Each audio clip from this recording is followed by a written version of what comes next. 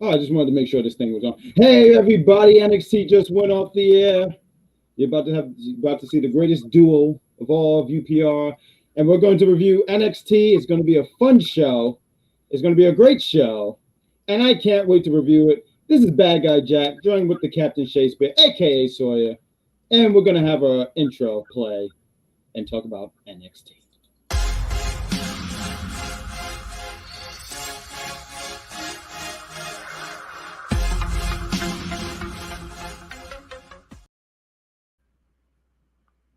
I just want to open up before we start with this NXT review show. First off, everybody, welcome to Unpopular Review, the NXT edition of Unpopular Review. I am the bad guy, aka the Grand Poopa, joined with the Captain Shakespeare, aka Shay Sawyer, aka Sawyer.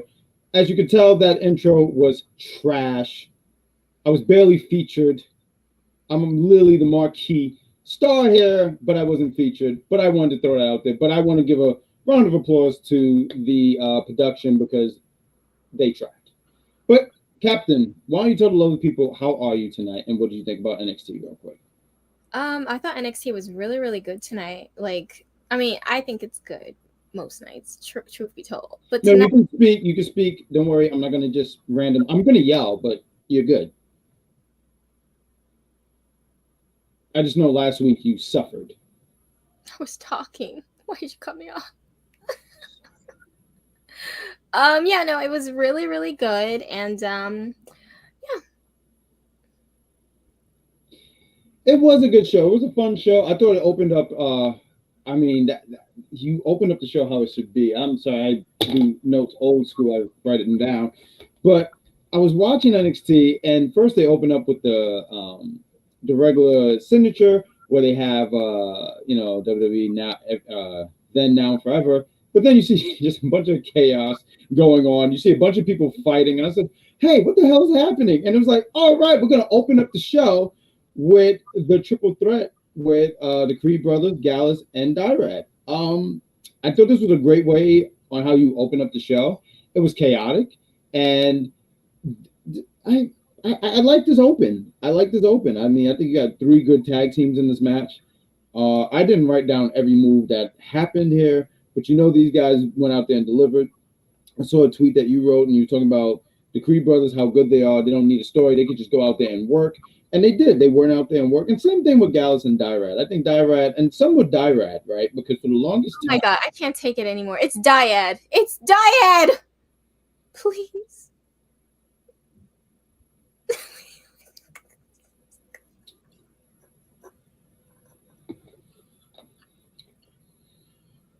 Let me just change this real quick. I tried to let it go. No, you didn't. No, you absolutely did not.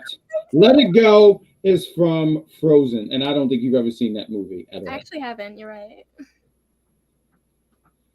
What is up, War Man? I missed you last week. I saw you in the chat last week. What's going on, War Man? You missed him. I did miss him. I did. That's sweet.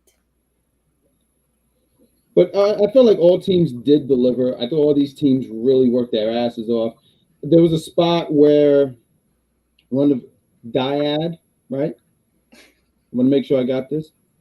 What's going on, Sarah? I think they made a song about her, Sarah Smile. But Dyrad, one of them fell, and I don't even mean to laugh, but I feel like every time Ivy is out there, something happens. Someone fell on her, someone attacked, like something happened to her. To the point, we're going to talk about Booker T later. Matter of fact, I do have something for Booker. I do want to sit here and I do have something because poor Booker T, right? Like, I really love Booker, and it's just a shame everything that happened. Let me see if I can find it. Oh, here we go. Because this is what happens to Booker every time we see him every week of NXT. I keep on falling.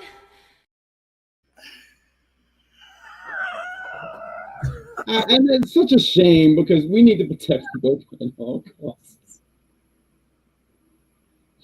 This is going to be a wild show tonight here. I'm making up for not being in last week. But, yeah, I thought it was a good match. Ivy, one of the Dyads, one of them fell on her. The Creed brothers had the win. They hit that Doomsday Cannonball move, but they go check on Ivy, and Gallus takes the win. pinning one of the guys from the Dyad. I thought this was a great open, and I like the Chaos Open. So, what did you think about this segment?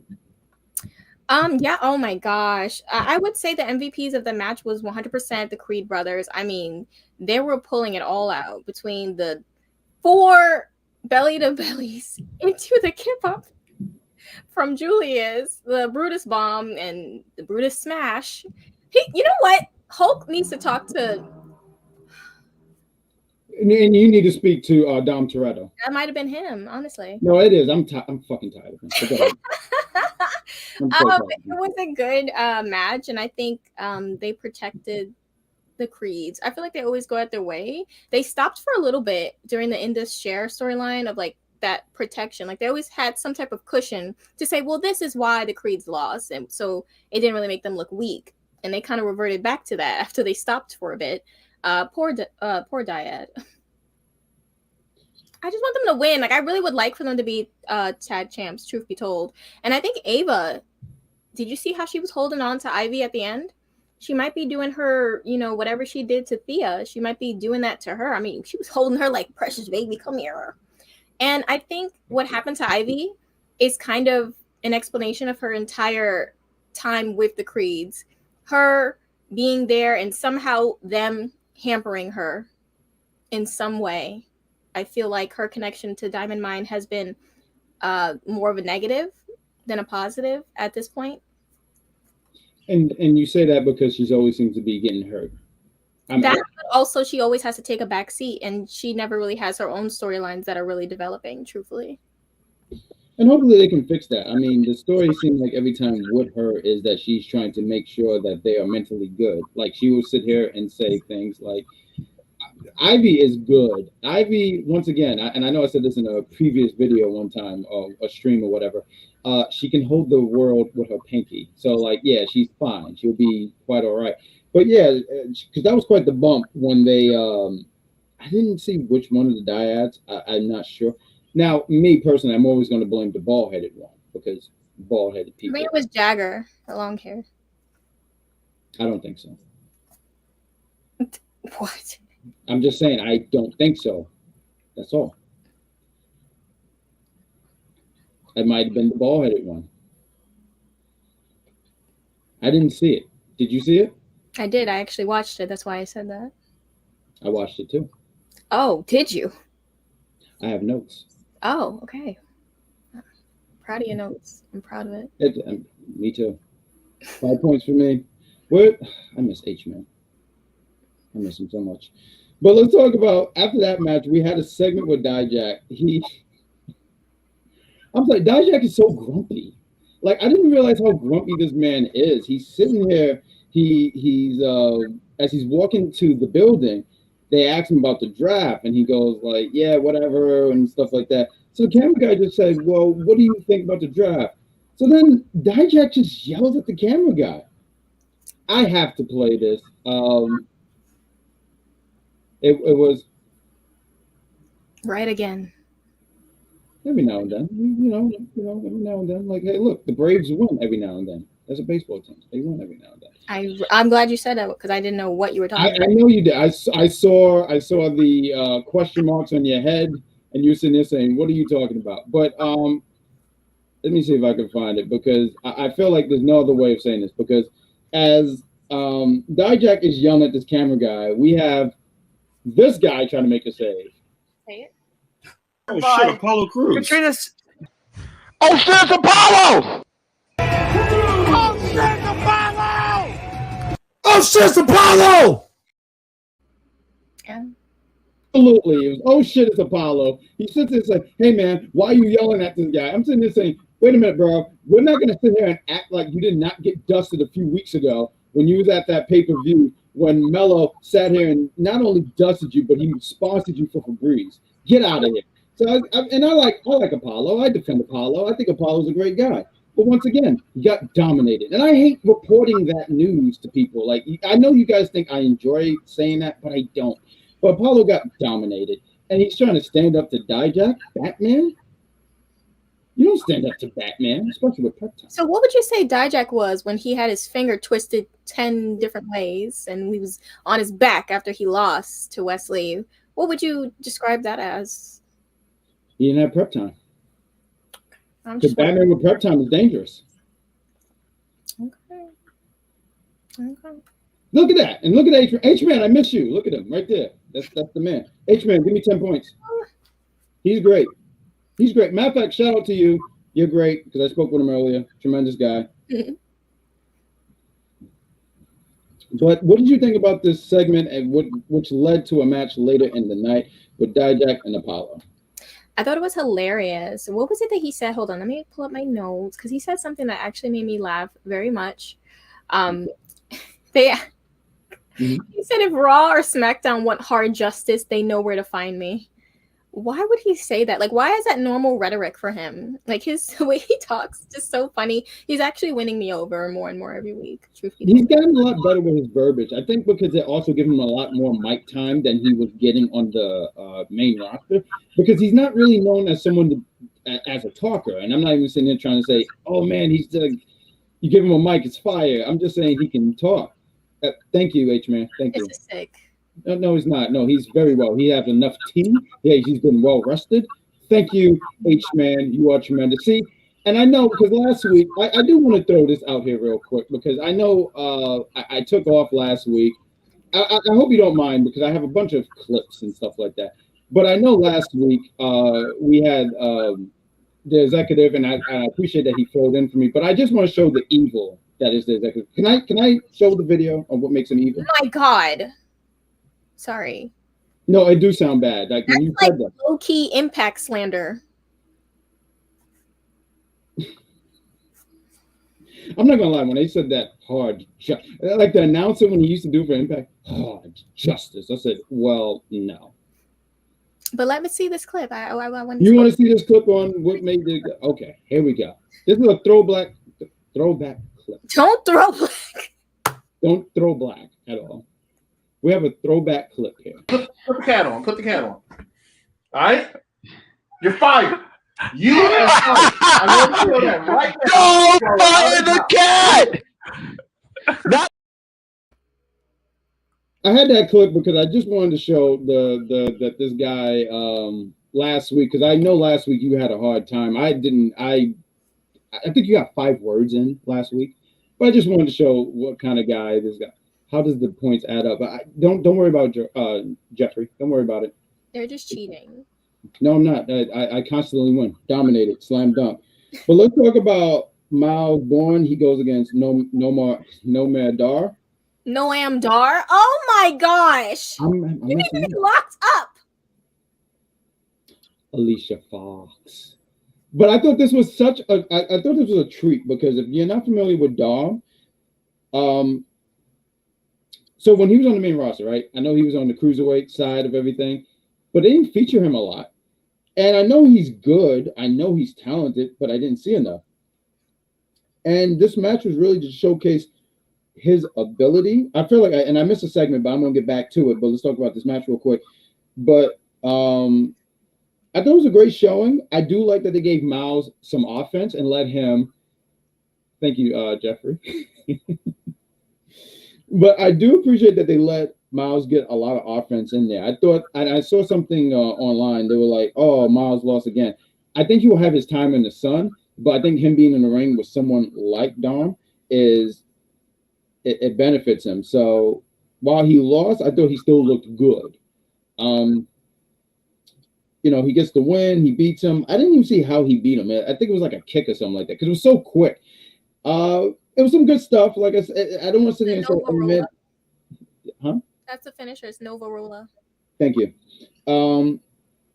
But I thought this was good. Like I said, it was a showcase. Supernova. And what did you think about this match? I mean, it was meant to be what it is, which is to give Noam an easy win and kind of just get him again more familiar, as that's what was the reason for the video package from last week, and then this week the match. So it's just building him up. Yeah, I mean, Miles is great. I think he's really, really I can see it. I can't explain it, but I feel like you understand what I'm saying. I can see it. He has potential, and I think that's why it was good that he did get a lot of offense in there. I mean, he didn't just get jobbed out and washed out. I mean, he did stand toe to toe with him, but it wasn't for him to win. And I think as time goes on, he might have his time in the sun. Something I went over. What do you think about Nathan Fraser? He had a segment. I called it. It was pretty much his TED talk. He had a hard-hitting truth with Nathan Fraser. What did you think about that? I mean, I think it's great. They're finally giving him something, instead of okay, we know he's an amazing wrestler. I mean, if you're being trained by Seth Rollins, it's kind of obvious you're going to be an amazing wrestler. But he didn't really have a character. He was just a long-haired guy who could wrestle really well. That's literally like everyone, literally. So him kind of having this, I'm giving a little bit more time because it's kind of like very.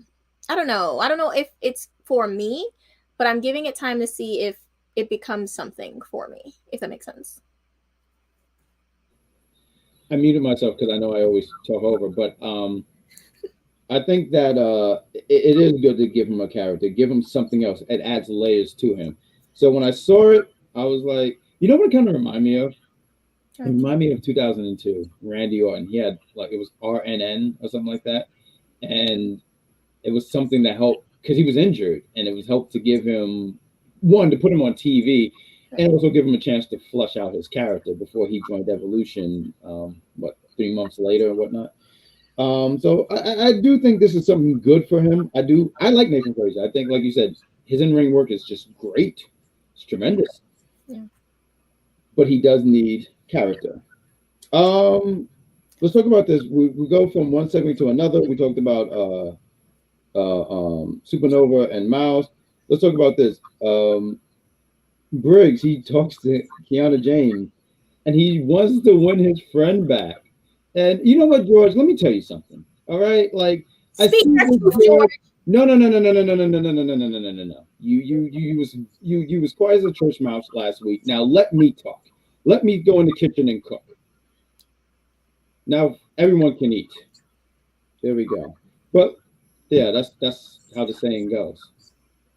But no, I saw you last week, George, because you said I don't work for bad guys. But I saw you acknowledge me last week. I saw you throughout the last week saying, "Where's bad guy?" And now I'm here, and now you're being very rude, and I don't like rudeness. I like my sandwiches with peace, not with thunderstorms and thumbtacks. But let's talk about this segment. We have Briggs. He's trying to. He's talking to Kiana James. I'm tired of this segment, honestly. I mean, this thing has been dragging. It really felt CW, and I review a CW show on.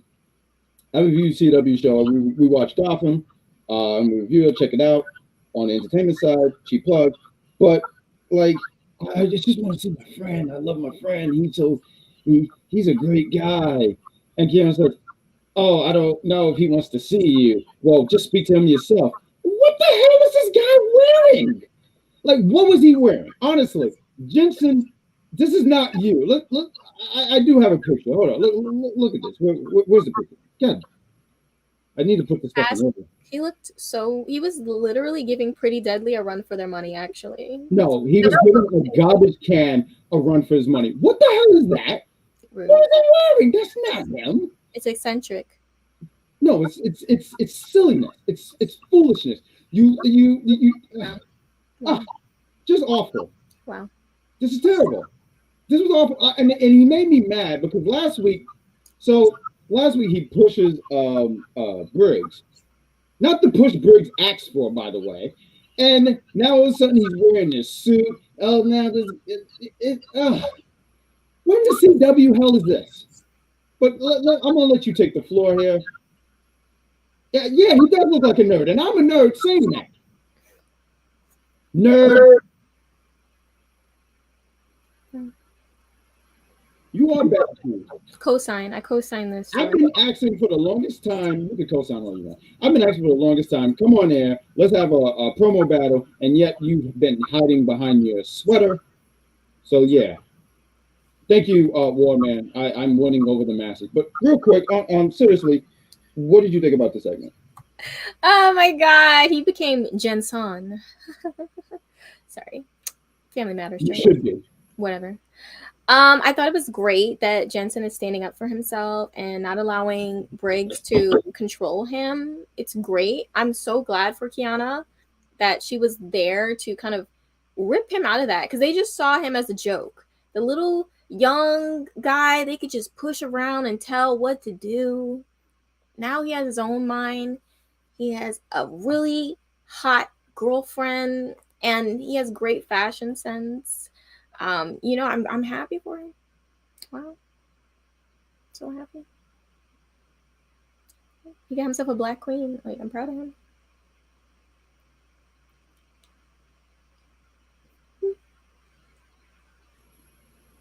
I'm sorry, I had to mute myself because this was nothing but trash that I'm just hearing right here. Kiana is using this man. Kiana is not good. I wish Jensen would have listened to 2001 Mary J. Blige and acknowledged that no more drama and a bunch of other stuff, because Mary J. Blige have a lot of vocals I don't have. But I wish that she listened. Yes. What is she using him for? I know, that's a valid question, because Jensen really don't have anything going for him, but she's using him. She's sitting here taking advantage of this guy because she knows that this guy's madly in love. It's not what it's worked out to be, Jensen. She's sitting there now. He turned on his friends who have sat here and wanted everything. What is it? Eventually, they are going to lose. I don't see it. That's absolutely. George sees the future. I said George. Jeffrey, I'm sorry, there's too many G's here. Jeffrey sees the vision. I wish Apollo took notes from Jeffrey. Oh. Jensen Circle. There we go. Now y'all want to hear me talk. But, we're going to get a match. We're going to talk about that later. But let's talk about Odyssey Jones. I'm sorry, this was random. I was moving around a little bit. Odyssey Jones making his way out the ring. I don't know who he was even going to fight. But Braun comes out of nowhere and spears this man.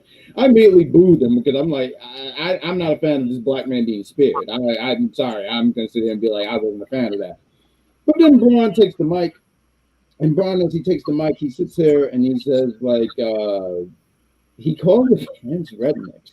Fat rednecks. Not for nothing. He really is channeling his uncle a lot. Like, he's real. Like, I don't hear Rick, I hear Scott, which is great because Scott was tremendous as a heel. He was great. So he called him fat rednecks. He said, I know last week he called him scumbag, and he said, "You're gonna see a different side of me," and all this stuff. He's talking and stuff.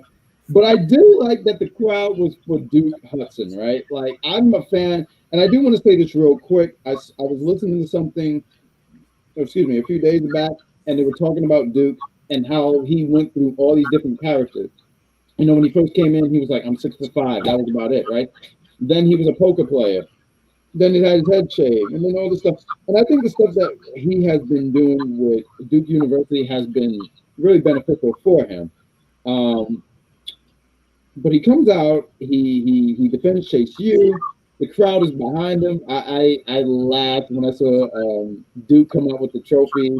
Not for nothing. Last week I chuckled big time when he came out with the. I chuckled big time when he had the.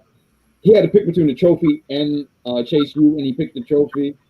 But he pretty much challenged Braun to a match. I like when Braun was talking. He was sitting there saying, "I'm going to eat you alive. I'm going to beat you." And Duke said, pretty much was like, "Yo, shut up.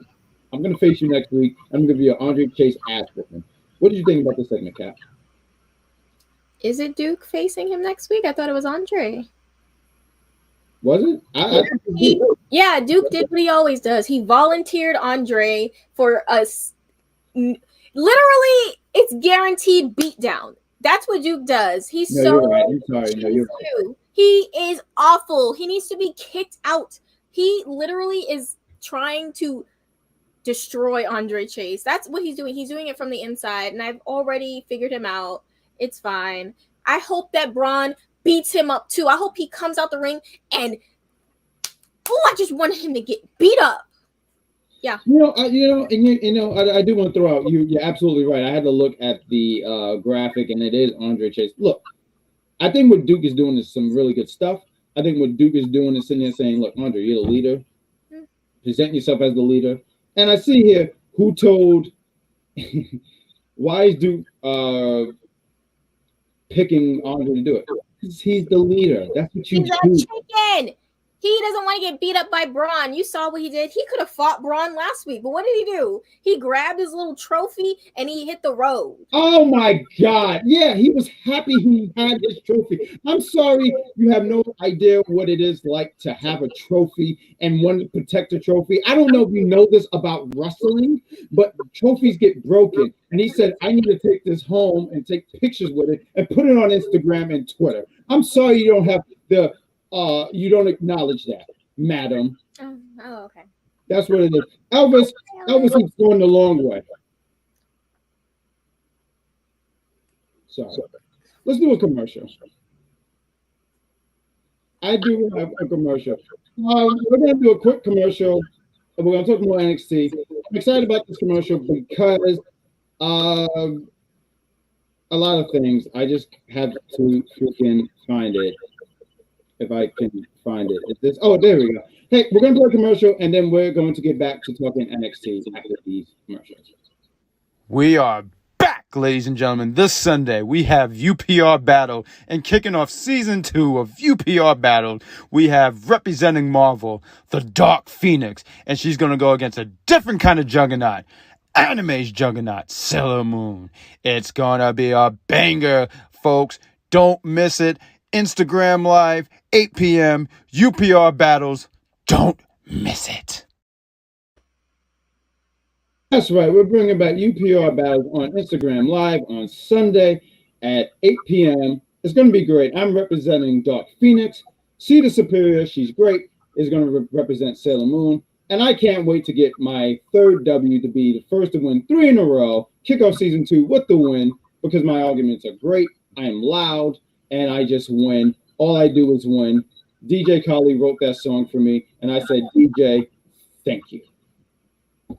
And then I sat here and said, right after I kicked something, I said another one. But this is the NXT review show. I'm Bad Guy Jack with Captain Shakespeare. What else do we have going on? Let me look at this, and I will open up with you. Oh, so we had Roxanne Perez against Zoe Stark. What did you think about this match? Oh, I thought it was a really, really fun match. I think Roxanne definitely kind of controlled the match for a good portion of it, which, obviously I expected that. But I was like, maybe I'll be surprised. I feel like Zoe is in her last days in NXT. I don't know why, but something is given you's not going to be here that long.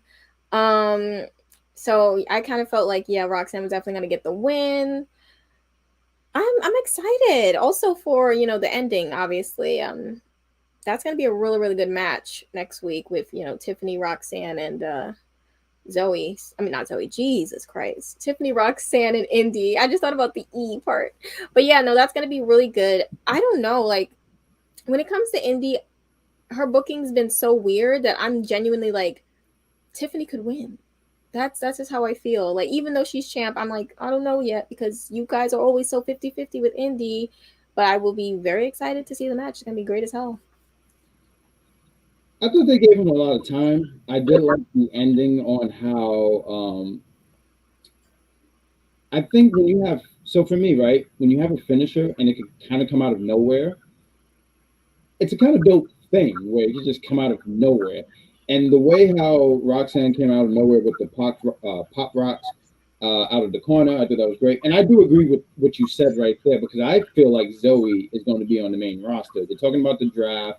And even though they haven't made it clear if they're going to include NXT, I sit here and I think about a lot of the, like they have a lot of live shows, right? So Pretty Deadly, Zoe Stark, and I'm pretty sure there's another batch of NXT talent that they've had on the live shows. But those are two talents that I think about that they're going to call up and bring to the main, which is great. I think Zoe Stark would be a breath of fresh air on. And let me ask you this, as you say that, right? If I can just randomly ask, where would you place Zoe Stark on the main roster? SmackDown. No, actually Raw. She could do Raw. I think Raw. Okay. I think that's a good choice. What we got here? Oh, Elvis, get out of here! Come on, stop it! Stop being 5'3" He is the greatest. Finn 14 Staples. I will credit him that he sat here and he knew I can make a shirt out of this. I'm not buying it, but it's a great shirt. So good. There we go. I got George. He said Zoe Stark should be on SmackDown. It looked like Zoe Stark. Yeah, absolutely. Great match, and they gave him time. I think that was the biggest thing, that they gave him time. I feel like the other match not so much, but it was a really good match. I do want to mention, because I put this in my notes, because I saw that one of the things I appreciate about NXT is that on their entrance and their nameplates, they have like special graphics and stuff. And I know both Roxanne and Zoe had special graphics. I thought that was great. And Zoe Starks, I love Zoe, right? Like, I know a lot of people, they sit here and they go, she's not the most charismatic, and she's not.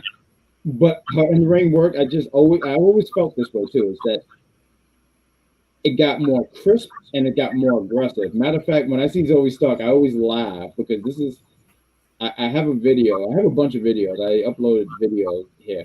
But anytime I see Zoe Stark with the leather jacket, this is what I see right here. Right there. Just Zoe Stark, just with the leather jacket. But I agree. I think it's her. She's getting ready to come to an end. But let me ask you this real quick, too. If you bring Zoe Stark up, do you keep her as a heel, or do you turn her baby? Heel. Oh, heel. Heel has been really beneficial for her. I feel like people did not pay attention to her as a baby, but heel has definitely been something for her. So I can agree to that. And then the next match, we have Cora Jade against Gigi Dolins. What did you think about this, Kat? I liked it. I wish it would have been longer though, but I definitely think that, they definitely, shook a table. They shook it a bit. I'm glad at how it ended, because they protected Gigi a lot, and I'm very big on Gigi, so protect her. Yeah. I mean, I felt like Cora was gonna win the match no matter what. Like, that's just, she's on a trail to the NXT title. Oh my gosh. She's on a trail to the title. And so she needs to kind of rack up those wins to make it more legitimate. And she is also going into a match with Lyra Valkyria next week. So she needs to look strong. That's the match that I'm a little bit, we'll get into that. But yeah, I enjoyed this. And Gigi throwing JC onto Booker T was hilarious. Someone said, they said they're tired of seeing Booker's feet, bottom of his feet every week. I'm sorry, it was so funny. She didn't even check to see if he was okay. She was like, yep, good, back in the ring. Yeah, it was a pretty entertaining match from different aspects. I'm sorry, I know I had myself on mute. I was trying to, and I'm so mad I can't find. But yeah, we gotta protect Booker. Like, we just really, I laughed at that. That's why I was laughing, because I have a yeah, that's like my quote. That's gonna be my quote now. I have a video. Yeah, can we protect Book? Like, I'm just so tired of him like always falling down. I saw that tweet that you're talking about. Like, first off, like when I saw first off, he's wearing sneakers. Let's throw that out there. Yeah, poor Book. Like he's always being laid out. But the match, I don't think it got enough time, but I felt like it was just to progress the story. You kill two birds with one stone, right? You have Cora, you put her over, give her some momentum going, because as you mentioned, she's probably going for the NXT Women's Championship, so you got to build her up and make her strong.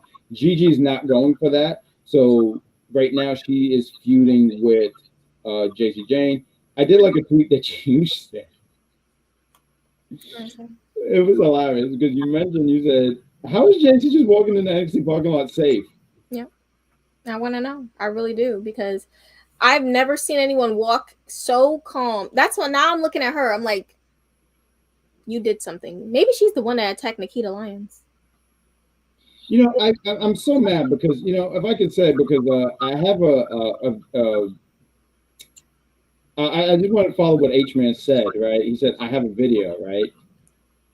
So I wanted to put this out because we were talking about Braun, right? And he got booed, right? Yeah. But can I tell you what Braun's reaction was when he got booed, if I can? What? Your boos mean nothing. I've seen what makes you cheer. Yeah. Yeah. Yeah, there we go. Mm-hmm. Oh, I actually found the video now for Booker, but it was already late. But I replayed it anyway. They gave her a pass. She's one of them. Yeah. No, but that was weird because she was really walking calm. Like, and I've seen enough of the parking lot to be like, that ain't for me, bro. Gigi could have been attacked in the parking lot, but we would have seen it. I know that because NXT. You know what NXT do? Oh, you got hurt? Let me put that camera on you because that's what happened with Nikita. They were like, "Oh, your leg hurt? Let me not call the hospital. Let me not call the ambulance. Let me not call medical facility. Let me just sit here and just record you in pain because you're hurt in the parking lot." I just wouldn't be in that parking lot. But yeah, the feud between Gigi and Jessie Jane is not done. Cora, as she wins, she gets the mic. I want to make sure I say pronounce this right because I always get yelled at. Lyra, is it Lyra? Lyra? Lyra. I said Lyra. All right, no, I wanted to be sure. I'm waiting. No, I'm just gonna say Lyra. I'm not. You're not gonna embarrass me. Wow. Okay. There we go. Taking the easy way out. I see. That was a song in Rocky IV. There's no easy way out. It's a great song. You should check it out. Spider-Man would never do that. I'm not Spider-Man. I hate heights. But I do protect Queens, Brooklyn, and there's no saving Staten Island, Bronx, or Manhattan because it's dangerous. I went to the Bronx. You know what happened? Someone says, "Hey," and I got scared. It's crazy. So Lyra, she comes out, and we're actually going to finally get this match. How long has this match been going for the longest time with Lyra and Cora Jade? Since before she went on a disappearing act, which has been like a month or a month and some change. A month and some change for sure. Right. Okay. That's fair because it's been a long time since they announced that match. Remember, they announced it for a random episode of NXT. Then it didn't happen. But I wasn't sure if it was a month or 2 months. But I just knew it's been a while. So good job on that. And they're going to have a match next week at Spring Breaking. Forgive me, I'm getting my words together here, guys. I'm getting it all together. And then the next match that we have Apollo Crews against I'm sorry, did we talk about Von Wagner and him begging? I didn't put that. Please open up the conversation. Yeah, I just think it's funny that Mr. Hardhead now he's so receptive. It's been months. It hasn't even been weeks that he's been this hard-headed and annoying. And now all of a sudden he's like, I'm ready to open up. I'm ready. If I'm Robert, I would have said, I don't give a damn. Get the hell out of my face. You're mean. Okay, first off, you're very mean. But you know what? I do want to say it. There's a few things. There's a few layers to this because I thought about this, right? Good that they're keeping them together because I think Vaughn by himself is not a good.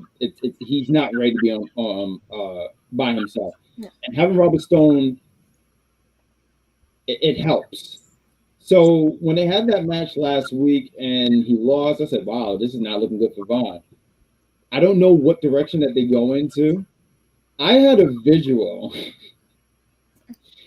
of like Vaughn laying on the grass telling Robertson there saying, "Yeah, my kindergarten teacher was a kind of a jerk," and just going through all this stuff and telling his whole life. So seeing Vaughn and him, I forgot what he said. He said something about he mentioned he's pretty much a second or third generation wrestler. He said his father, I forgot the name. I'm sorry, I didn't write that down, but it was a wrestler.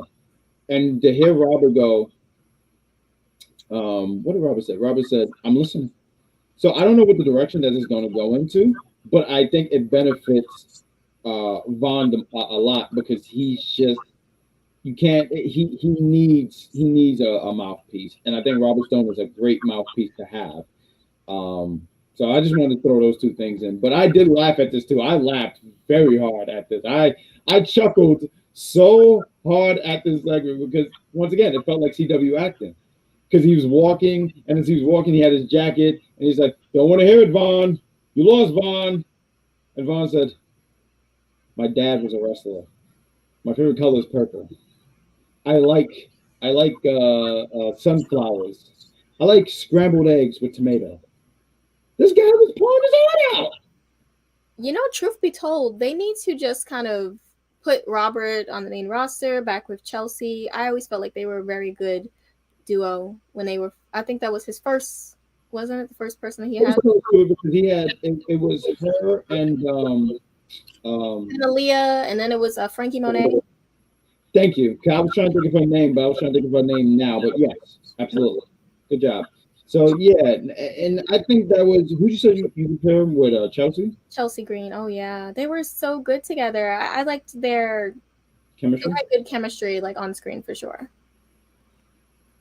Absolutely, and that is fair. And hopefully he does eventually get called up to the main roster because I think he's someone who can really help out. I think Chelsea is fine. I really do. I think she's in better hands than her. I don't know if it was the first run. I don't know if it was first, second, because they had her up for a period and things didn't work out and stuff. I think right now she's doing some really good stuff. But I do see what you're saying that her being paired with Robert would be beneficial. Might be able to help not even just her, but also Sonya. Yeah. He had Aaliyah, Frankie. Yeah. Well, you know, she was with Carmelo, and hope all is well with her because I thought that was actually a really good. It was something about that pairing where. So like Beer Money, right? If I could just throw out here, at first I was like, I don't see it, and as time went on, they became such a great tag team. Yeah. So I'm just saying, with her, I felt like immediately it kind of clicked with her and Carmelo, but she's paired right now with Sonya Deville, and you know, I'm just gonna say, hope all is well with Carmelo. I don't know what's going on, but I hope all is well. Everything is fine. Last time I heard, I think she's just taking some time to work on family. And that's good. Always do that. The next match is Apollo Crews against Dijak. I thought these guys were cooking. I really thought these guys went out there and put on a really good match. You know, and now I'm sorry, I'm laughing, but I really like Dijak's sit-out choke slam. I think it's just great. It's so unique. Mm-hmm. I'm laughing because Vic says hard justice, and I'm just sitting there saying, Take it a few steps back, Vic. Calm down. The Caring Club. Same, George. I'd rather have Chelsea with Carmelo. I agree to that, actually. That's what I'm saying. Like, the pairing was fine, but I feel like they're like, well, we have to change things up, and they just paired them together. And I think they're doing the best they can with what they've got. So, yeah, good on that. But I thought these guys were cooking. Apollo, of course, he gets dusted. This match was sponsored by Swiffer. What did you think about this match? About Apollo getting dominated? He didn't get dominated. What I thought about this match was they were so good. I mean, in my mind, and I hate to be that person because I hate that like line when people say it. Like whenever there's like a match that's like super freaking ridiculously good, especially when it's on just like a regular episode of NXT, someone says they're bringing black and gold back. Like, I hate that phrase, but honestly, watching that match, I was like, they bringing black and gold back. I whispered it a bit. I was like, it was a really good match. Like, and I mean, we do have really, really good matches on NXT, but that was like something else. It was like a crack in that match. Like, I mean, they were doing too much. And then he caught him mid-air halfway when he was flipping with a choke slam. I mean, with his hand. And then he did the sit-out choke slam. I'm like, oh my gosh. Like, I love Dijak. Like, every time he's in a ring, I'm like, let him loose. take. Dijak was great. That's why on the main roster it was mad because they handcuffed him. They really handcuffed him. Dijak has always been great. He's always been tremendous. You know what I think it is? Sure, I think now, like, and you even said it, like, he's getting a little bit better with his verbiage. And he's so locked in on this character. I don't think he was as far ahead with that when he first went on the main roster. And I think that they did what they could with him because of that. I think now he's so in his zone. He has his character down. The in-ring's always been there, of course. I mean, he's 6 foot. Guy's huge. He's perfect now. Yeah, he's perfect now. He's perfect now. Like, he's 6 foot. He's perfect now. Like, because he's 6 foot. Okay, there we go. You know, he's a big boy. He's like 6'8", 6'9", and just so agile. And I can agree to what you're saying there because he really just seems so dedicated to his character now that he understands the character. You know, he beat Apollo Crews, and he continues to attack Apollo Crews. But after that, as he continues to attack after the match, you have Dragunov comes out because Dragunov just loves to fight. Like, Dragunov is just a fighter. Like, Dragunov should be a Street Fighter character because this dude just wants to fight. Question: why did Finn Balor get pinned instead of Damien? You know, and don't were you negative? No, anyway, the question is for me. He didn't say that. He didn't say that. Is for me. Mm-hmm. Anyways, I wish that he wouldn't get dominated. Thank you.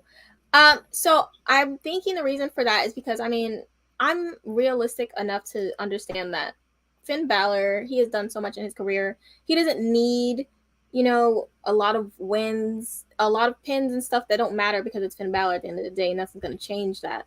Whereas, you know, they're trying to develop Damien and Dominic moving forward into the future.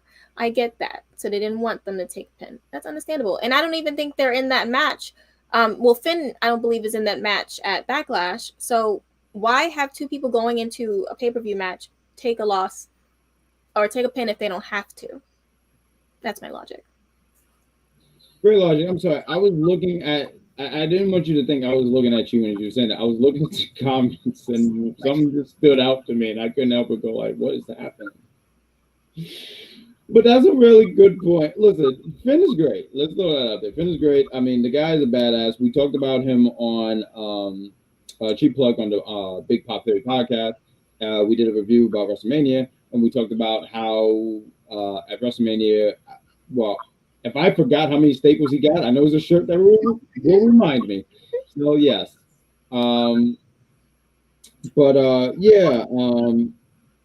So, question, just to be sure, Dijak and Dragunov, they're going to have a fight. They're going to have a match at Spring Breaking? Thank you. I feel like I do think that we gave this match a lot of time. I feel like this match, there wasn't a whole lot of time here. We had Charles Dempsey against Wesley. We want you guys in the chat to help us out here in the because we did miss the ending.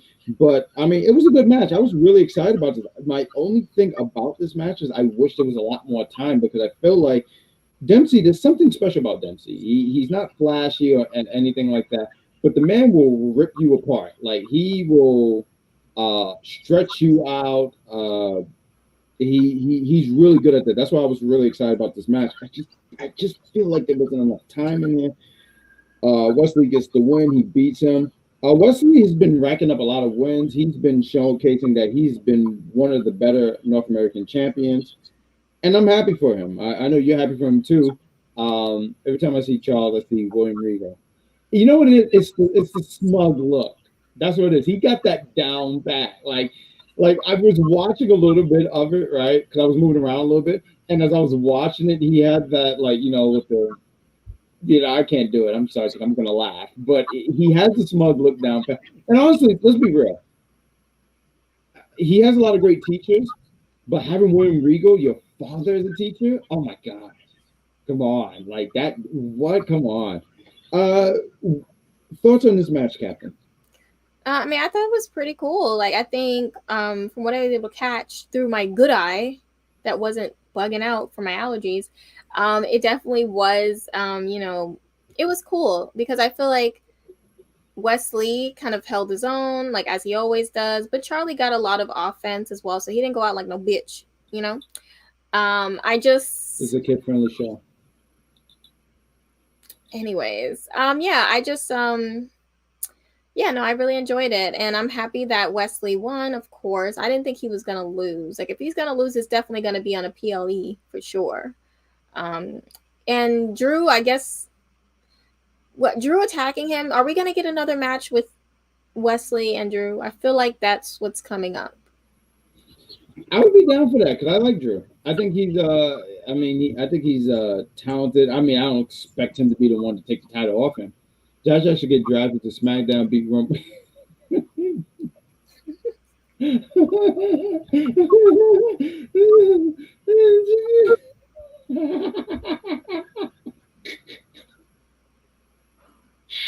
Okay. Please carry on. Whimpering. Listen, honestly, let's be real. I'm sorry. I laughed so much. I'm in such a giggly mood. But let's be real. No. Can we be honest real quick? This is NXT. We're going to finish NXT because the last segment is the Grayson Waller Effect. But can we be honest? The person that's taken the Universal Undisputed Championship off Roman Reigns is one Cody Rhodes, who I wish I had put a picture up, but and I know we're going to talk about it in Big Pop, but what the hell was Brock Lesnar wearing last night? It was Undertaker chic. Can you imagine? I feel like he went to Undertaker's house and he said, "Yo, Mark, this look dope." Like, and Undertaker's not going to tell him like no. Like, how do you tell Brock no? Like, I watch Brock off TV and I'm like, I wouldn't mess with this man at all. No. A story real quick if I can. I went to it was the night after Money in the Bank in 2013. WWE had a show at the Barclays Center. I went with my father, best friend, one of my best friends, and my brother, and that was to set up for Brock against CM Punk, which was a really great match for SummerSlam. And when I saw Brock dominate CM Punk, not for nothing, I had no service in the Barclays Center, but I kept trying to call 911. I'm like, someone's getting murdered in front of me. And of course it's in Brooklyn. Wow. Okay. So did we talk about Axiom talking about No, do you want to talk about that? Because I really didn't put notes on that, but you could talk about it. Yeah, no, I mean, I'm excited. I think this is gonna be a really good match. It's gonna be a lot of flipping. I'm okay with that. You know, a lot of people they be like, I hate the flippy shit. I love the flippy shit. Flip. I love it. Keep flipping. And Axiom better win. And I'm wondering if this will end with one of them being demasked. I don't know, because they've both been saying the same thing about I'm gonna reveal you, I'm gonna expose you. I'm like, so somebody has to be getting demasked. And I also liked how Axiom basically was like that, you know, every hero needs a villain. Like, I love that he's playing into him being a superhero role, because I think it's fitting, because a lot of stuff that he does, it's like he's a superhero. But there's also some other backstage segments that I do want to get into as well after you speak about this. What did you think about that? You know, it's fine because like you mentioned, it's, you know, Axiom, he's the superhero. And I figured this a while back. I'm like, right, he's going to be like his Riddler or whatever supervillain you want to think about.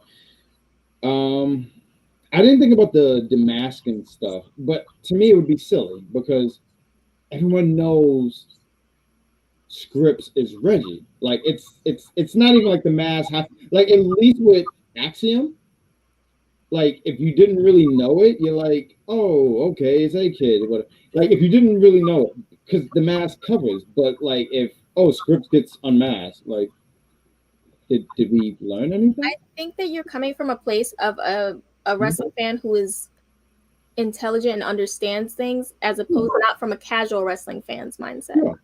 Fair enough. Also, Eddie Thorpe backstage with Mackenzie Mitchell as well. Oh my God, can we talk about his outfit? What? So good. I am literally such a fan of this man. It's ridiculous. And he just basically was touching on the fact that he wants to, you know, bring a different mindset when it comes to a Native American wrestler, and not for people to just think about, you know, one specific, you know, narrative, which I thought was so great. I'm really into it. Then Damon Kemp came with his dark villain energy, and tried to kind of like boss up on Eddie, talking about, oh, don't raise your voice. Mind you, Eddie was talking very low, rude. Yeah, I just can't wait for Eddie to put his hands on Damon at this point, because don't be disrespectful. What are your thoughts on this? It's fine. I think to have Damien as his like rival for the time being, because it's not like, you know, there's something that's going to be building for the next 2-3 months. That's fine. I think it's good that it gives him something to do. Talking about Eddie, good stuff. Yeah. And one last thing right before we get to the Grayson Waller Effect. Oba Femi will be debuting next week. And from what I got from this video package, he throws furniture. So we'll see how they incorporate that into his gimmick. Yeah, I see what it is. He throws people. Because he was throwing a TV, a tire. I think, I don't want to say it was a couch, but I know there was like a few items that he was throwing. Like, the man just throws things. Damien Kemp needs to mind his business. He's a villain, dude. Like, villains don't mind their business. Like, I'm pretty sure you've watched enough Marvel to know, like Dr. Doom, and he's supposed to be the Fantastic Four villain, right? But Dr. Doom will mess with everybody because he don't care. Don't forget that. So, Ruka, you want to talk about that? Because I saw it, but I didn't make notes on it. You want to talk about it? Yeah. So for me, it's seeming like they might be making Tank and Hank a thing. Like, and I forgot who said it. Was it last week or the week before? Someone compared them to heavy machinery. I think that could be something. I think maybe tag team is more Hank's speed. I think it could be. I mean, because right now Solo is, you know, for me, it's like, and even like him getting on his back and they go away and he goes Tank and he goes Hank. I was like, oh, that's cute. That's cute. Okay. And I guess next week, finally, well, not next week, but the week after spring break, and we'll be getting the debut for Danny Palmer on NXT. So yeah, look out for that. I did want to add a little bit to when you talked about Hank and Tank being a tag team. I think that'd be beneficial for Hank. I'm not really against Hank. I mean, I don't know if the single thing is working for him, but if you put him in a tag team, it's something that could help him grow and also help this other guy, Tank. And they can do one of the things I do want to credit NXT on is that they do try to focus on their tag teams, which I appreciate because I love tag team wrestling. And you put these two together, they can gel. I just want to throw out. I think that's some really good stuff.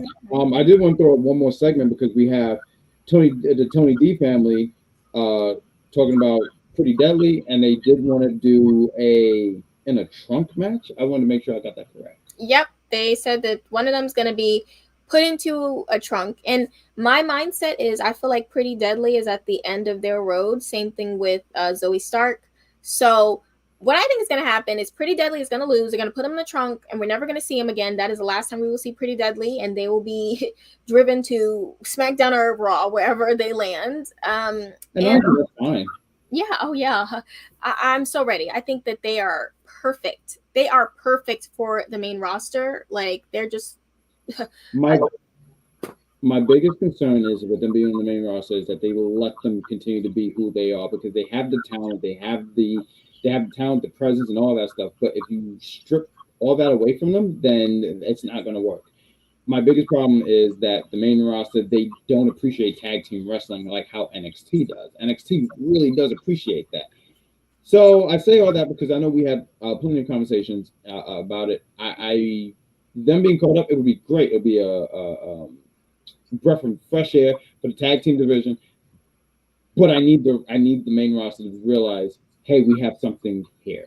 Yeah. If you wanted to touch on what George said, how Can we get to this JC James segment where she talked about Gigi Dolins and how she left her brother? Right. Well, I thought we talked about that earlier because she was in the parking lot, but why don't you lead it off? Go deep into it. We just kind of talked about how safe she was in the parking lot, but the things that she said about, Gigi, her mother, calling her a drug addict, saying she abandoned her mom and her brother to go couch surfing and wrestle in the indies. I mean, JC has one of the sharpest tongues in NXT. I mean, she says things and I'm like, but that was too far. I really think that next week Gigi is going to beat the brakes off of JC, and that will probably be her swan song. I don't know why I'm getting that vibe, but I'm getting that vibe For who? for Gigi. I keep hearing things. I'm hoping it's wrong because I do think she could still stay a little bit longer in NXT, but I keep hearing things that maybe her time is coming to an end. And if it was, I think her beating the dog crap out of JC after saying that would be a great way to leave. But I would rather she stay. Yeah, I would hope so too. I don't think there's no rush for her to be called up to the main roster. I think you should just keep her down there. You were talking about JC earlier. I thought about her tweet last week about when JC was not JC, I'm sorry, Gigi, and she was talking about the house that she grew up with, and she said, "Oh, the house that you can see on set." I'm saying when you mentioned her sharp tongue, I was like, and not for nothing, because I remember we would conversate, and I was saying, when Tasha Attraction breaks up, at the time, when Mandy was here, it was like, this vehicle was made for her. Mandy's gonna be fine. I can see Gigi being well, but what about JC? And JC's proving, and I was saying safe for myself, proving me wrong because I did not know, and she's showing how talented she is. Give her a mic, and she's not gonna disappoint. So good for her, and showing that she can hang, because a lot of people, yes. Do you want to answer that? Like, okay, so if you could think of one person from the main roster to come down to NXT, what would you say? And also, everyone in the chat, let me know what you would do. Who would I bring down from the main roster? Who would I bring down from? And not even down. Who would I bring from the main roster to the NXT?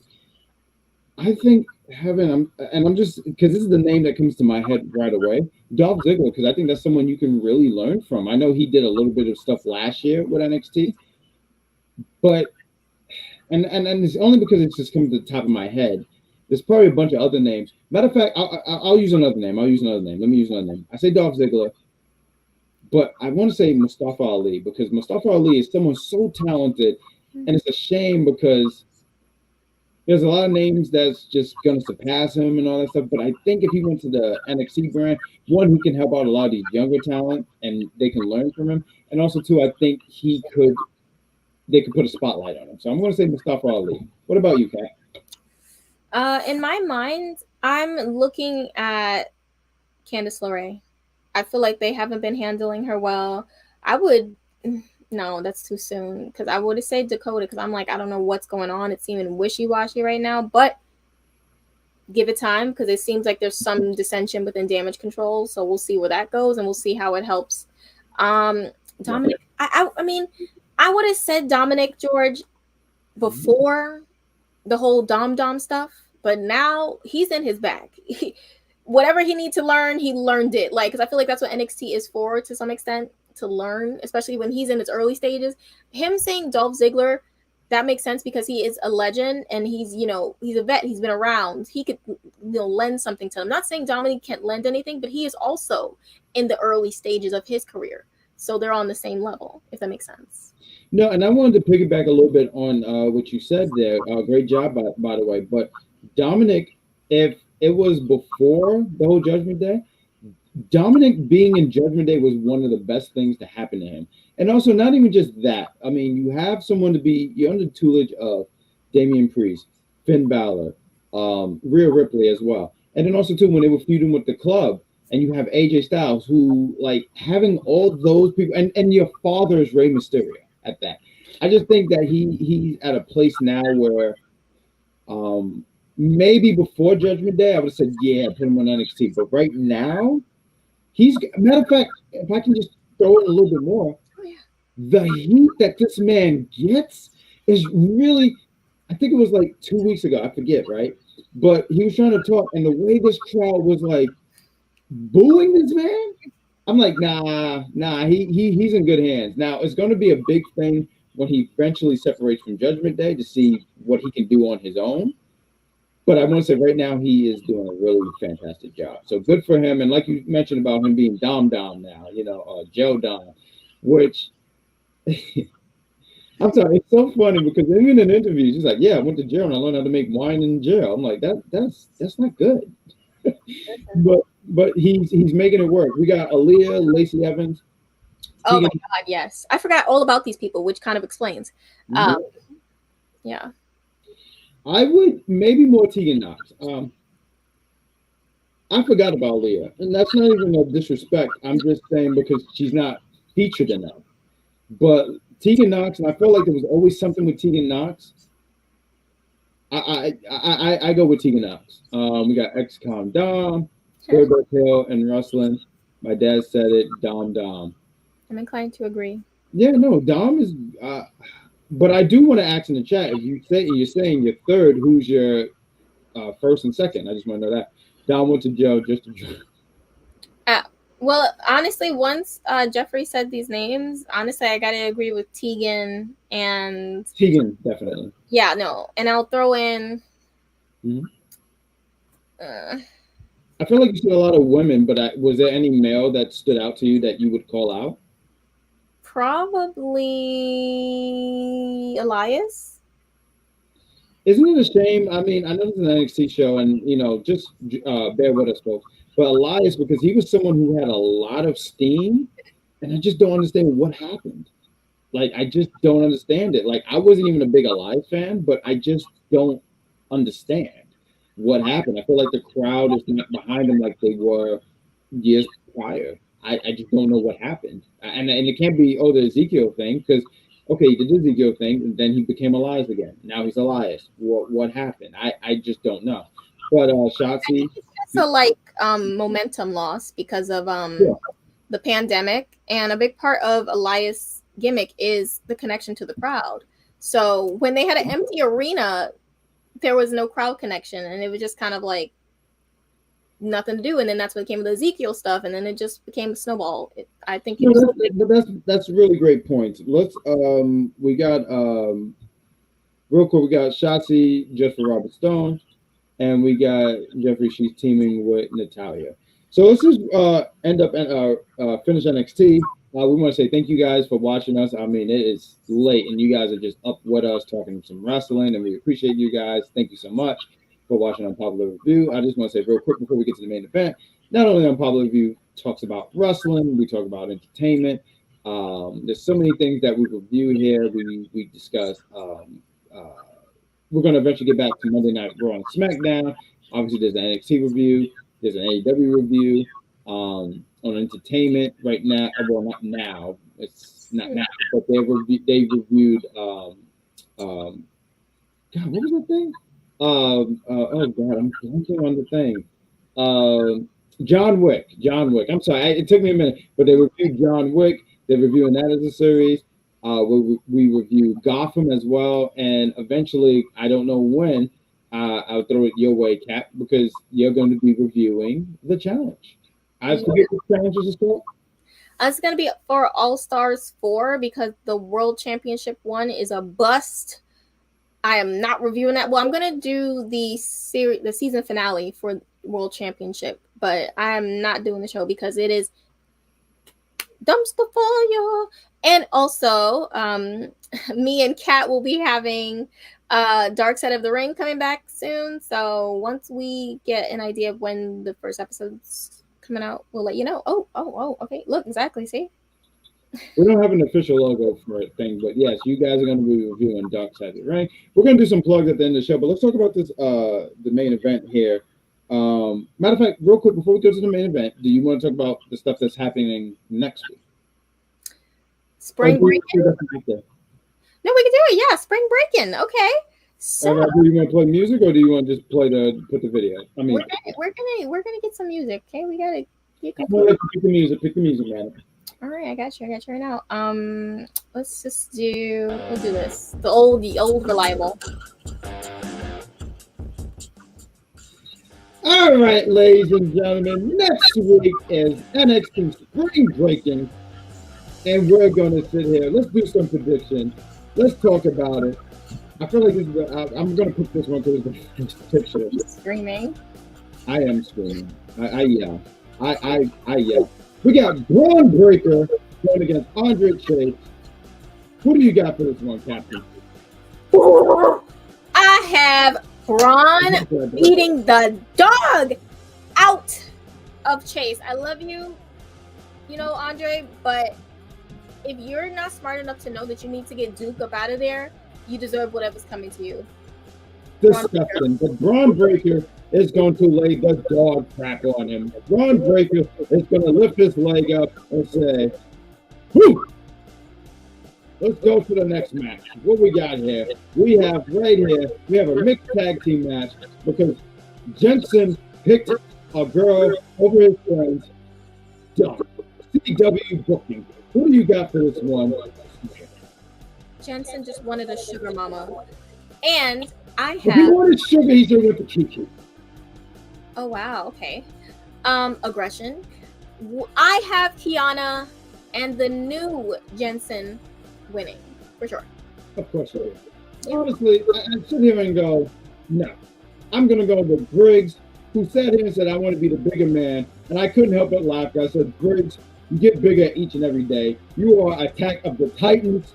So Attack of the Titans, Briggs, and Yeehaw, Friendly is going to get the win. And that's who I think is winning this mixed tag. Because Jensen's going to get his heart broken. And, yeah. Let's talk about this. We have a triple threat.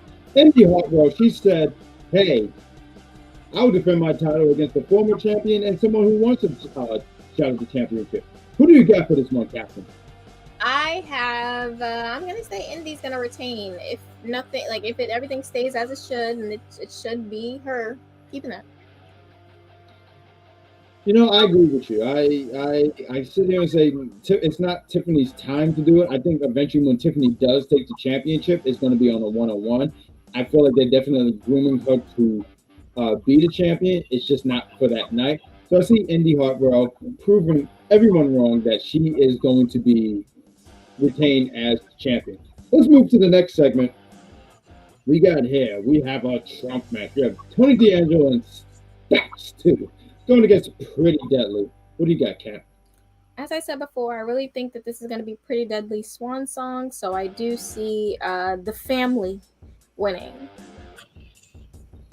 I see the family winning too. The family is going to win. They are going to send Pretty Deadly to the main roster. And you know what, honestly, it's honestly, sending Pretty Deadly to the main roster is better than what they did to the other guy because they just threw him over a bridge. So I have to sit here and say, good for Pretty Deadly, go to the main roster, and make history. We also have here, this match is finally happening. We have Lyra against Cora Jade. This is an interesting one. So for me, they have protected Lyra a lot. But Cora came back, and I feel like they've been trying to build a lot of momentum on her. So I go, do they have Cora be the one to beat Lyra? And I sit here and go, I think Cora is the one to beat Lyra, and it doesn't hurt her because Cora is established. What do you got, Cap? Yeah, I definitely see Cora winning. There's no reason why she should lose, unfortunately, for Lyra Valkyria. But, I mean, if you're going to lose someone, it's Cora. And I don't have the matchup for it. I don't think it was in it. But we're going to talk about this main event here. But why don't we talk about this and then talk about this match? So who do you got? I feel like I'm asking this match, but I know who you got. But still, why do you got 11 people you got? Not the shoe drinking guy. I have Carmelo. I have Carmelo Hayes winning. Yep.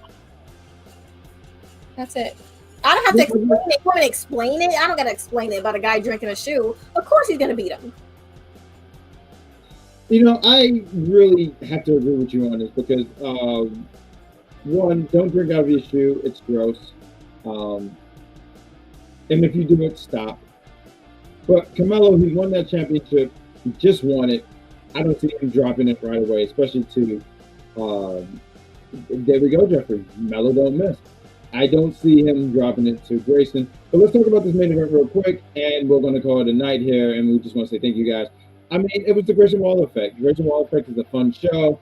He uses it as a way to... The music's still going, right? I'm sorry, you want me to... You got it? Okay, thank you. Sorry about that, folks.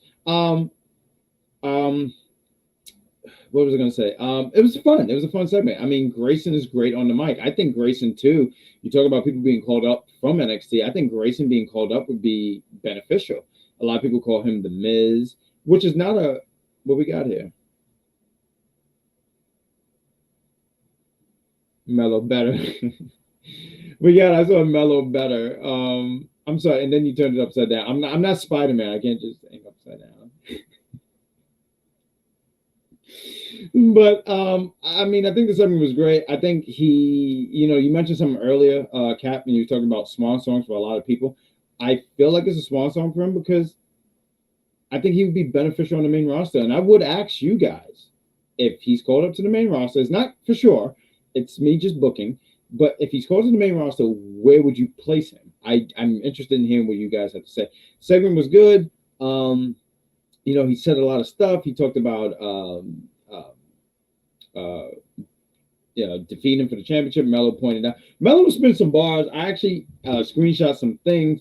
I just want to look them up real quick. I'm super sorry because I didn't have it all prepped right away.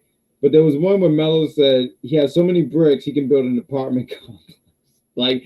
Melo is so good on the mic. He's really good. I know Braun tried to mock him and whatnot, and I'm like, and I remember saying before, I said, not for nothing, Braun and Melo on the mic. I think Braun is good. He has an intensity. I want to give him his flowers. But there's something about Melo. He's just so smooth. I don't know if Grayson is ready for the main round. Why do you think that? I'm interested in hearing that. Why do you think that? But Cap, I'm running my mouth a lot, but please, why don't you give your thoughts on this segment?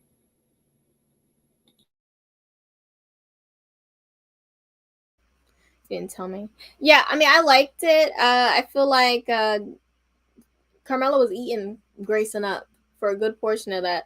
What was the one where he said, "Oh, let's put your accomplishments up on the screen"? Oh, that's right, you don't have any. I was like, thank you, finally. He should just put a picture of a shoe up there. That's the only thing he got, huh? A shoe to drink out of? Unsanitary and nasty. Yeah, it was great. I really enjoyed it. I think that they went, toe to toe on the mic. It just Carmelo was a little bit better because his confidence is just up there. He also said that there's greatness, there's Grayson, and then there's Carmelo Hayes. Again, just slides, so good. So yeah, I really enjoyed this, and I'm gonna enjoy next week seeing Grayson get beat up again. And I would put him on SmackDown. And you would put him on SmackDown? You know what I like about? I would do this because I don't know what the draft looked like at all, right? But keep him and Miz apart. That's what you want to do because I think that you keep him in NXT and hopefully he will get a chance to be. He don't have to be an NXT champion. Think about this, right? Think about this. Becky Lynch was never the NXT Women's Champion, and she had a hell of a career. Was Roman? Huh? Was Roman NXT champion? He wasn't Roman. He was not. And a lot of people forget that they forget that he had a small run there in NXT because to me, I know Seth had a run. I don't know much about Dean Ambrose. I don't think so much because I know there was FCW before NXT, right? But right, a lot of people, you don't have to be the champion to have a really great career. I think he would have a tremendous career. Long as my biggest thing is as long as they let him be who he is on the main roster, because he's talented enough to get over. Don't change anything. Don't touch anything with him. Just leave him alone. That's my biggest fear with a lot of that stuff. But that's some thoughts, and we want to thank you guys. Not everyone has to be champion. And also, too, I'm glad you clicked that. Excuse me. Bianca was never the NXT Women's Champion. And look at her now. And something I do want to credit Mike Knox because I've heard him say it a lot. And it might have been an executive consultant, too. But they compare her to John Cena. And look at the run that she's having. She's having a tremendous run. She's doing a great job. So you don't have to be NXT champion. I'm pretty sure we would want these things for said person, but they don't have to have a great career. And I think he's someone so talented that you just give him a mic, he's going to be fine. If they ever had him come up and then he maybe had a program with Roman, I think that would do the opposite effect and maybe turn him babyface. Can you imagine Grayson getting beat up by Roman because he just randomly somehow tricked his way into a title shot like he always does? And he says the next week he comes out on SmackDown, you didn't do and he just keeps going, and it just drives Roman insane. Like, I can see it now. I see the vision. And that's our NXT review show. We hope you guys enjoyed it. This was a fun review. And we went longer than we intended to, but we hope that you guys enjoyed it. But please, real quick, before we call tonight and we plug everything, please subscribe. If you're on YouTube, tell us about us. Talk about us to your friends, your family, and all that stuff on YouTube, Twitch, Facebook, because that's still a thing, and Twitch. And we wanted to say thank you guys for being on. I want a moment to just talk to you guys because you guys are awesome. You guys are great. I took away stepped away last week, and I saw you guys in the chat, and I just want to say you guys are awesome. You guys are great. Thank you for supporting Unpopular Review. Thank you for not just supporting the wrestling side, because once again, we have an entertainment side. There's a link to the entertainment side. Once again, we are reviewing movies, TV shows, and Cap, I know you and Mike will be reviewing the challenge, so it's reality TV. So there's so much content here, and also too on Instagram Live this weekend, I will be going against Cedar Superior. I do want to throw out real quick, if you ever want to be a judge, hit us up, and we will put you in there. We don't want bad judges because Mike Knox was an awful judge because he was very hateful. We will make sure not for that to happen. I can't promise you, but we'll do that. But we have really bad judges. We had Mike Knox. He was an awful judge because he was very great review guys. We didn't have to drive up any hills and valleys. I saw in the chat last week, but I know you guys enjoyed the executive consultant. Listen, let's give him his flowers. The man is great. The man is the reason why the Unpopular Review thing is here. But you know, I was going to say I was going to cuss, but I'm not going to cuss. But if you guys want to be a judge on UPR battles, we need unbiased judges, unlike Mike Knox and King Vaughn, who's not actually a king because I don't see what kingdom he runs, and Big Daddy Cool, who is not even the coolest of the daddies. I just want to throw that out there. What? Yes, he is. I'm sorry. Okay, now you got me yelling. Let me tell you something. I did a battle. It was Winnie the Pooh against Snuggles the Bear. And why did Winnie the Pooh lose? Especially when he had a shotgun and Snuggles the Bear, who has done nothing physically, and I lost. So don't you lie to me. Go shrink on your own time. Go save the quantum universe on your own time, madam, because that's a lie, because I was robbed. But this weekend, I'm going to get the W. Bad guy, why are you lying? That is so rude. Get him again. Oh, I'm sorry. Now this is DJ Khalid, right? Get him again. Get him for me. He's going to say the quantum realm with you as well. With his sweater. Yeah, both are going to be underneath his sweater fighting King the Conqueror. But that is Unpopular View. I do want to plug some shows real quick. There's going to be a change up of things next week. I don't even know who the co-host is going to be for next week, but there's going to be an NXT review show. I'll be on there. I know you're taking a step back. That's 2 more weeks. My last show is for NXT Spring Break-In.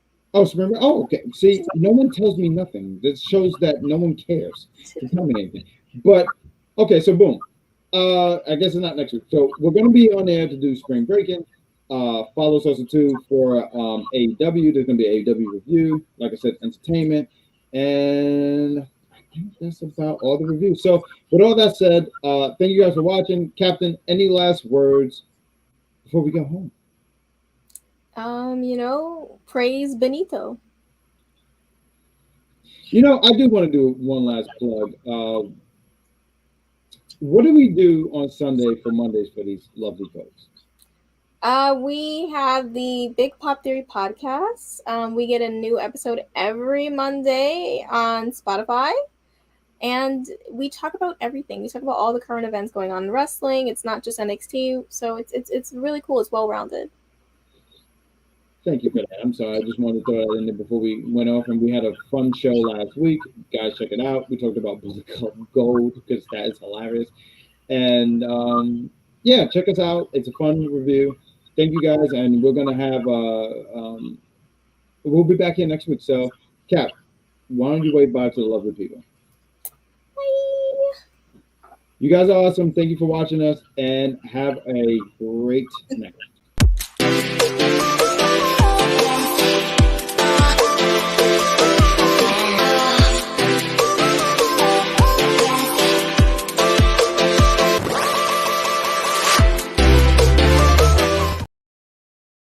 You guys are awesome. You guys are great. Thank you for tuning in for Unpopular View NXT. Continue to follow us on all social media platforms from Facebook, Instagram, Twitter, and TikTok. You guys are awesome. Have a great night, and be well.